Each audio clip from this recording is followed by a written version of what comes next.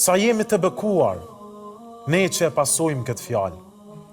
Sa jemi të gëzuar, dhe sa jemi me fat, që kjo fjalë do të na shpëtoj neve, ndoshta ti apo unë do të jemi nesër në gjendjen e këtij personit, i cili është i mbushur me gjunahe, është i mbushur me mëkate, por ajo që shpresohet ta shpëtoj është fjala La ilaha illallah Muhammedun Rasulullah. Për këtë arsye transmetohet nga Abdullah ibn Amr ibn al-As se pejgamberi sallallahu alaihi wasallam ka thënë, të nderuar vëllezër dhe motra besimtare, duke e sqaruar gjendjen e një personi në ditën e gjykimit, kur do dal para Allahut fuqiplot, në atë ditë kur nuk do të bëj dobi as pasuria e as evladi, përveç kush vjen tek Allahu Azza wa Jall me zemër të pastër dhe të shëndosh, dhe me një zemër e cila është për ulur në jetën e kësaj bote ndaj urdhrave të Zotit fuqiplot, dhe një zemër e cila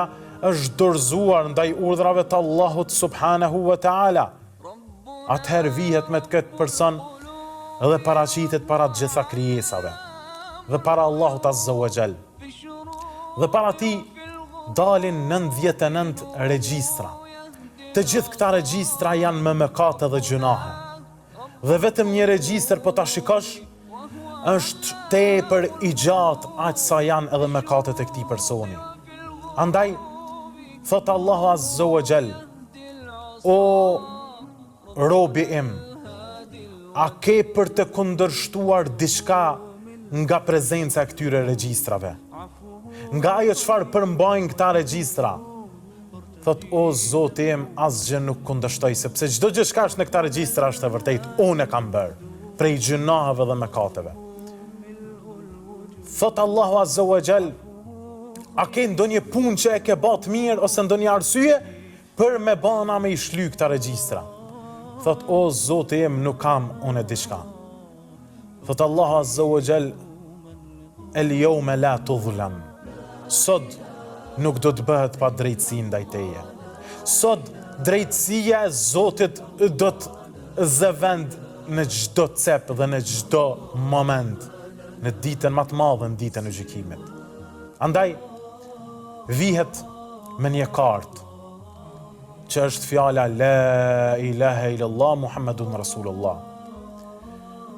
I thot, o Zot, po kjo karta La ilaha illallah Muhammedun Rasulullah s'mundet me u barazu me gjitha këta regjistra të mëkateve dhe të gjunaheve që i kanë bërë.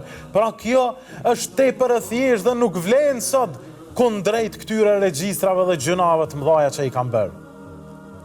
Allahu subhanahu wa taala me mëshirën dhe me drejtësinë e tij absolute e vendos kartën La ilaha illallah Muhammedun Rasulullah në një anë të peshorës, dhe i vendos këta 99 regjistrat e këtij personit e kësaj krijese, e cila ishte e mangët në jetën e kësaj bote, dhe e cila i të i kaloj kufit e Allahut subhanahu wa taala, e vendos në anën tjetër të peshorës, dhe rëndon fjala La ilaha illallah Muhammedun Rasulullah. Sa madhështore, sa i madh është Allahu krijuesi i kësaj gjësie. Sa jemi të bekuar, ne që e pasojmë këtë fjalë.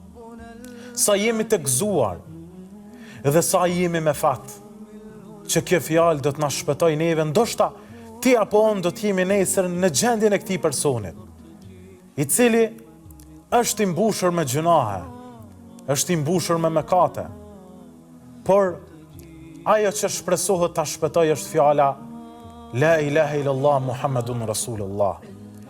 Andaj, në qoftë se jemi ne të tillët, e lutim Zotin që Allahu të na bëj shkak dhe sebeb që shqiptimin e kësaj fjale që kemi bërë në jetën e kësaj bote, Allahu të na shpëtoj me të dhe të na i falë gjunahet në ditën kur do dalim para Allahut të lartë madhëruar.